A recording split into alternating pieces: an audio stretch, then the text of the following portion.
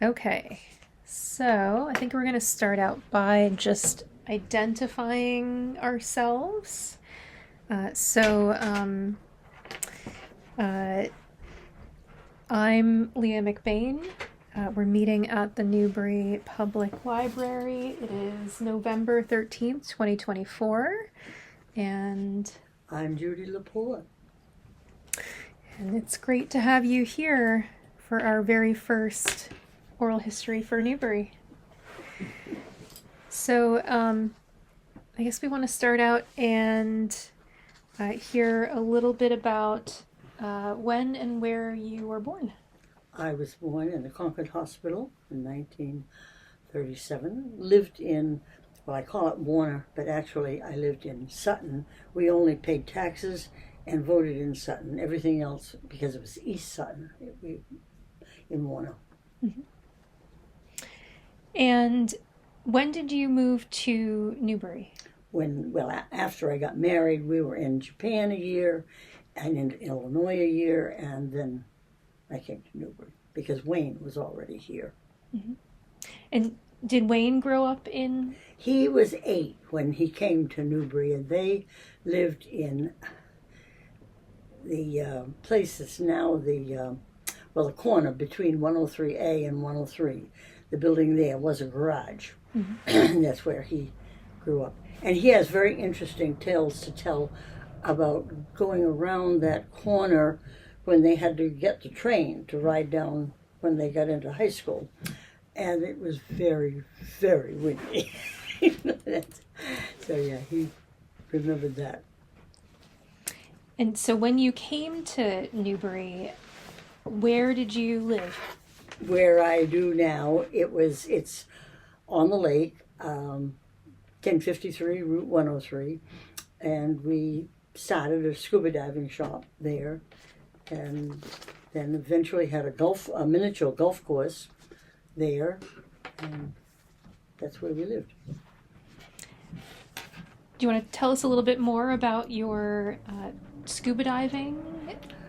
Uh, well, I still do dive, and I have the dive shop open by convenience or appointment, but we were one of the first shops to start in New Hampshire. I was definitely one of the first women divers in New Hampshire. Both Wayne and I were instructors, and we've dived for just about anything you can imagine. Are there any interesting finds you've? Well, the guy that was water skiing with his toupee and lost it. And I told Wayne, you'll never find that because it's brown. He did.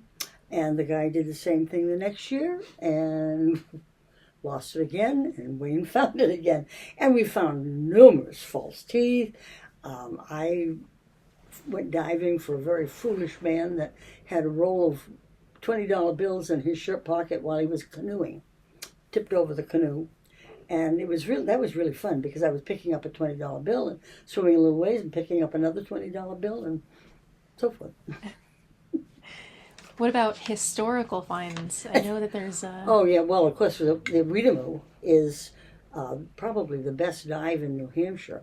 That's in 70 feet of water, and they just took it out and sunk it when it was. I had to laugh at Wayne about that because where my grandmother watched it sink. And he said, no, they didn't sink it there. That's not reasonable. They would have sunk it up where it was deeper. He should have known. My grandmother was dead on accurate. And eventually, 2 of the divers found it exactly where she said it had gone down. And we dove to it many times. A lot of people have. Mm-hmm. That's historical for sure. Do you want to tell us a little bit more about your family? We have 2 children. One of them is lab manager for the environmental lab at Colby Sawyer College. The other one is in international brokerage. If you don't know what international brokerage is, I didn't either until he went into it. It's where they set up all of the shipments from overseas, these great, huge parcel, and he now lives in Cranston, Rhode Island. Mm-hmm. I have 3 grandchildren and a baby great-grandson. And your parents, so you lived in Warner. What did your parents do? They big farm. And I grew up working on the farm. 5 daughters born to a farmer, but I'll tell you, we worked just as though we were boys. Can you tell us about some special memories you have in the area? Oh, so many. The diving, of course, is absolutely special. The skiing, water skiing, boating, swimming, the South Newbury Church, Newbury Special. Mm-hmm. And where did you go to school? I went to school in Warner. Wayne went first up here in what's the town building now, then in this Friendship House in his 3 years of middle school, and then took the train to Warner for high school, and they came back by bus in the afternoon. So they got a car just as soon as they had a license because they didn't appreciate riding the train and the bus. And what was school like back then? Not so very different, I don't think. We didn't have computers, but we learned the same things. Mm-hmm. A little more disciplined, perhaps, back then. What about this area? Do you feel like it's changed a lot, the mountains and the lake? Oh, yes, actually it has. Back then, until the ski area went in, Newbury almost closed down in the winter. My father-in-law ran the gas station, but there was so little business that he also ran for the school bus routes during the winter. And so the ski area made a lot of difference in back then. Mostly it was just summer people that came up for the summer. And the lake, do you feel like there was a difference in the lake during the summer? It wasn't as heavily used. The boats weren't as fast back then. But even that wasn't so very different. I mean, we water skied, so you had to have powerful boats. What about the community? Do you feel like the community has changed over time? Yes and no. There's still people are friendly and they help each other out. That's just the same. Perhaps there's not quite as many community activities as there used to be. How did you meet people? Well, we had the dive shop, so it wasn't any problem with many people. They came to us. And do you have any memories of people who contributed to life in the town? And why did they stand out to you?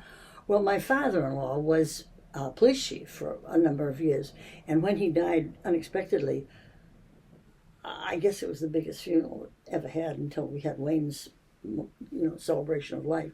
There weren't seats in the church because the police came, the fire came, and so he contributed a lot. But there were so many, so many of the Granges contributed to the town and the pastor and. Yeah. Can you talk a little bit more about the Grange?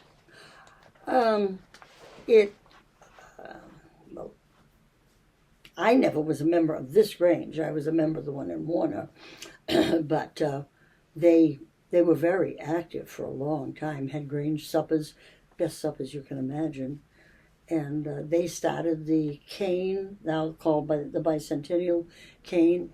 That was really cute because in the records of the Grange, they decided to get a cane for one of the oldest member of town was a Grange member. They could spend up to $5, but I mean no less than $3, but no more than $5 for the cane. What did you like to do for fun? I know you said diving. Yeah, diving, skiing, hiking, motorcycling, snowmobiling. This was a fun area for that. Yeah, Yeah, it's perfect area. And was your only occupation diving, or were there other jobs that you? I was secretary in Illinois when we lived there, and then came back and was a yearbook consultant for 5 years. Drove to Concord and then drove all over New Hampshire and Vermont. And I loved the job, but then I decided to stop doing that and go to work with Wayne. So we worked together 24/7. How many husbands and wives can do that? It's a special skill. Well, I tell everybody he was the boss. Mm-hmm. I mean, he had to deal with the customers. We didn't always agree. I won't say we didn't argue about some things, but nonetheless, it had to be done his way. So there were a lot of different world events that surely affected Newbury residents. Wars, changing of presidents, 9/11, COVID. How would you say, or were there any different events that you can think of that stick out in your mind as? Well, Wayne and his family spent the Second World War at Grenier Field because his father was a radio repair person. So they lived down there, and then they came here right after the war. So the war definitely affected them. But the war didn't affect me as much being on a farm because my father, of course, was not drafted, being a farmer. And we never ran short of maple syrup. We never ran short of meat because we had our own. So that, and then I don't think, well, COVID didn't affect us much of any because we were considered one of these shops that had to stay open for if the fire department needed fills and so forth. So we didn't even close for COVID. 9/11 was horrible, but I don't think it affected Newbury directly much. Mm-hmm. Do you remember the moon landing? Was that Oh yes, discussed that around was, town? yeah, that was very, very big. Are there any other world events that you remember being affecting Newbury or standing out in your mind as? I don't think so. Not really. Newbury's a little isolated. What stands out to you as making Newbury a special place to live? Oh my word, the people. I mean, of course, the landscape too, the lake and the mountain and the woods, but the people are wonderful. What about local stories or legends? Do you have any that you wish to share with us? I don't dare. Well, I just love the one about Chicken Farmer Rock. And my granddaughter wrote about that, just her own version. And it was made into a movie. So I mean, that's a fun legend. Do you know who the chicken farmer is? No. I have my ideas, but Yeah. What about local traditions or gatherings? Are there any that stand out to you? they lighted the Christmas tree. Mm-hmm. But no, I don't think, other than that, there probably are lots of them I'm not even thinking of. What about the fire in Newbury? Wasn't there a forest fire? That was, Wayne was 10, I think, and I wasn't even here, of course, but he remembers it very, very well. And yeah, Wayne was fire chief too, and he wanted to include firemen, women for firemen. Oh no, back then, no women on the fire department. They wouldn't even invite women to the firemen's banquet. So times have changed. Are there any other stories that you can think of about Newbury, or any other stories in your life that you would love to share with us? I guess not. I'll probably think of lots of them after we finish. Sure. Well, I think that's what we have for questions. Okay. Well, thank you so much for joining us, and we're so I'm happy pretty to. bad person. Oh, no. No, it's been lovely chatting with you. Well, thank you. School during the Depression and said something to my mother about not being poor. And my mother said, "Oh, we're poor, Charlotte. What makes you think we aren't poor?" She said, "Well, we always have enough to eat." So some of her classmates were saying that they didn't, of course, we never suffered that. We had our own eggs, milk. But the war didn't really affect me personally much. I'll just add in that Judy was talking about the Depression. Mm-hmm. Yeah, right then. yeah. So when you say it didn't affect you, was there a point as you got a little bit older, as the war progressed? Were you aware of it? Did you? Oh yes, my sister was dating a soldier, and Okay. so that we were very aware. He went into the fighting, and in fact, she sent a package with candy. Some of the candy had nuts in it, and it didn't find him. And so it came back to her, and she took a nice big bite of one of the candy bars and found out it was wormy. Oh, no. gross. Oh, no. So yeah, we were aware of the war, Yeah. and we couldn't have any silk stockings because all the silk was being used for the parachutes. I wasn't wearing silk stockings. I was a kid, but I mean, I had 3 older sisters and my mother, and so they either wore cotton stockings, or the girls back then frequently just painted a black line down the back of their leg because all stockings had seams. Yeah. And you didn't go. They sometimes they even used makeup on their legs to darken them. So there wasn't any silk available, and of course nylon hadn't even been invented. That is an astounding Yeah. fact. That's just. It is. It's yeah, wonderful. That's Yeah. wonderful. Wow. So, Tell us some more things about things you found in the lake. So, oh, yeah. All right, I'll go back and I'll tell you. We found a whole bushel basket of crockery because anybody knew that anything taken out on the lake in the ice in the winter, nobody was ever going to see again. And a wagon. And I've dived numerous times for glasses. People are funny. They sometimes don't really know where they lost them. Like I went to dive for one woman's glasses, and she said, "It's right off here. It's got to be." And I went down, no glasses, I dove. And finally, I said, "What about off the diving?" No. I went down, and sure enough, she'd forgotten she had the glasses on when she dove in off the diving board. How did you search when you were? Well, On the bottom. you either do a search one way and back this way, or you start central and go bigger and bigger and bigger. Uh-huh. Now, when we were diving for a racing boat propeller, the guy said it was worth $10,000, the propeller, and it sheared right off.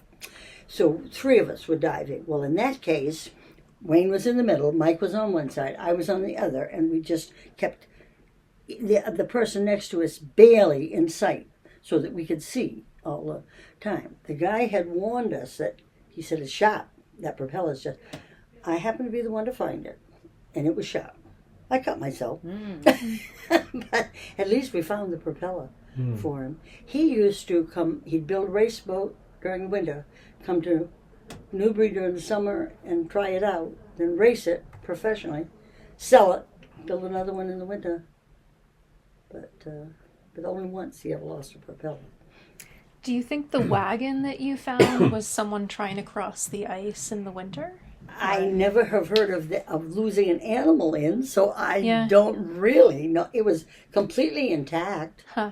Okay. So yeah, we found a wagon, and glass. Oh yes, we got a call for a glass eye, and luckily my grandmother had a glass eye, and so I had seen her cleaning it, and I said to Wayne, "It's not like a marble. It's concave." And when he came back, he said, "It's a good thing you told me that, because it had settled right on the the dock, I mean the timber, and it was the rounded side was toward him. And he said, I would never have even looked at it if you hadn't warned me that. So we found a glass eye. Lots of false teeth. Wow. What else have we found? Ben's underwear. Oh, I bet there's a lot of that. I swear, I think they throw him off the boat. Yeah. Did you ever consult with the police or the fish and game guys to do Wayne did searches? all of the fish and game drownings until they started their own team. Mm-hmm. And so he did a number of drownings. One time we got a really lovely letter from the parents of a boy that he found because they said it was so important to them that he had not been mutilated. They used to use prongs, like to drag for a dead body. And sometimes it got stuck, not in good places, I guess, sometimes. And they were so grateful that the boy was, not that it really made much difference to the boy, but it did to the parents. Were there a lot of drownings? Oh yeah, well, I mean, way too many. I think he probably dove on 8 or 9 drownings. And of course, another funny thing that we have done is to go for vehicles that go through the ice. And sometimes people don't care, just hitch onto it, we'll pull it up, doesn't matter if it's damaged. One time they wanted to salvage the vehicle, so they cut lines through the ice all the way out through so that they could hitch a cable for a wrecker, and they pulled the vehicle all the way up until they could cut through the ice and pull it out on land.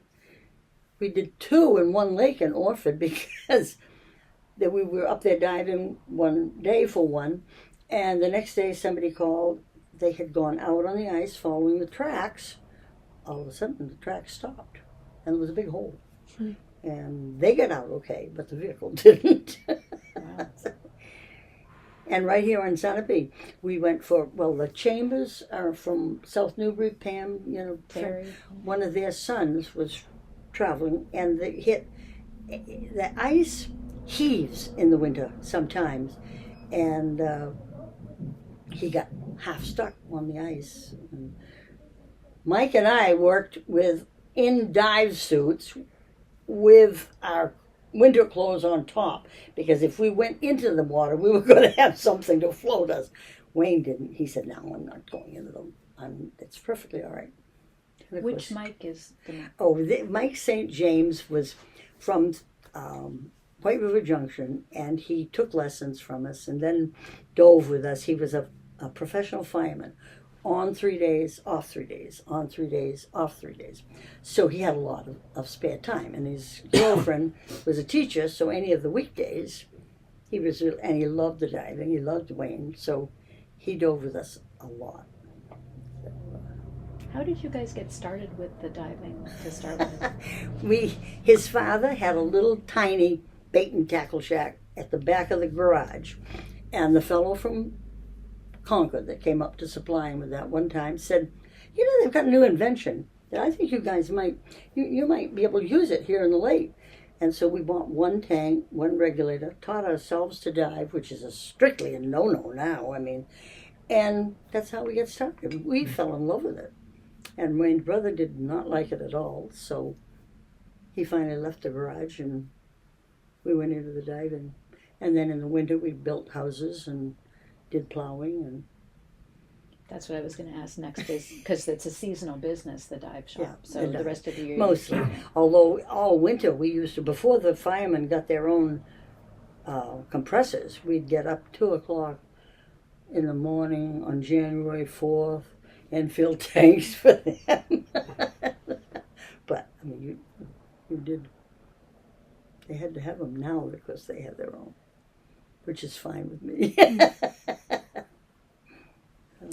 Now, Judy, I remember you, I think, mentioning something about hotels and diving and finding bottles of wine or empty bottles. Off Pine Cliff. Yeah.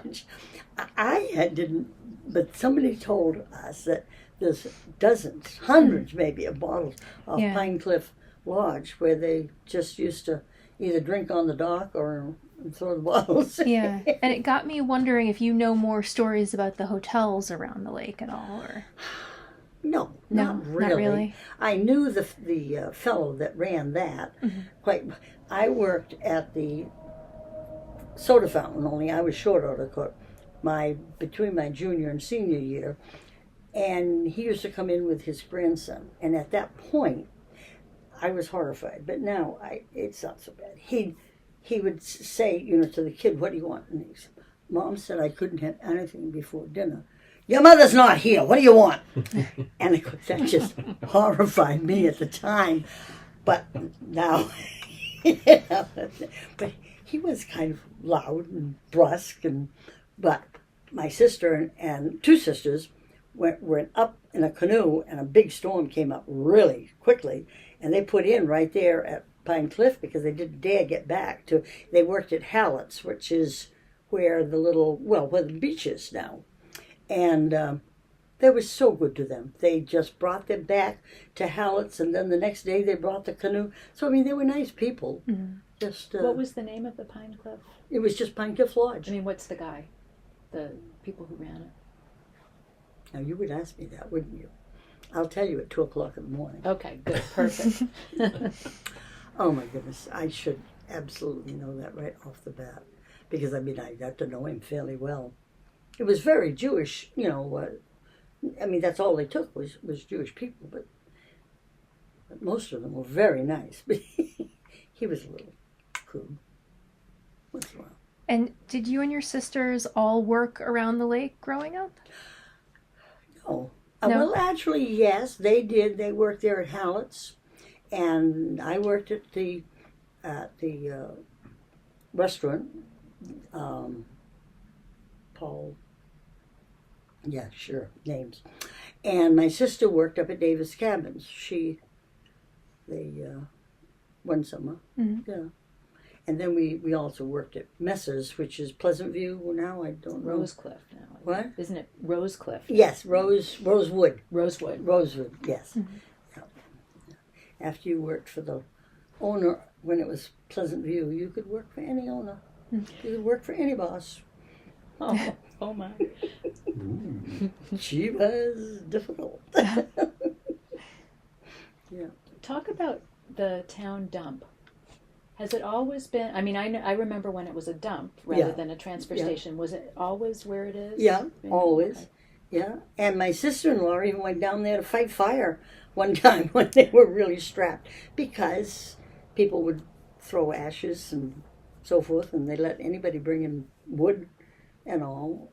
So, and they'd go down and shoot crows or rats at night, and so it was a dump.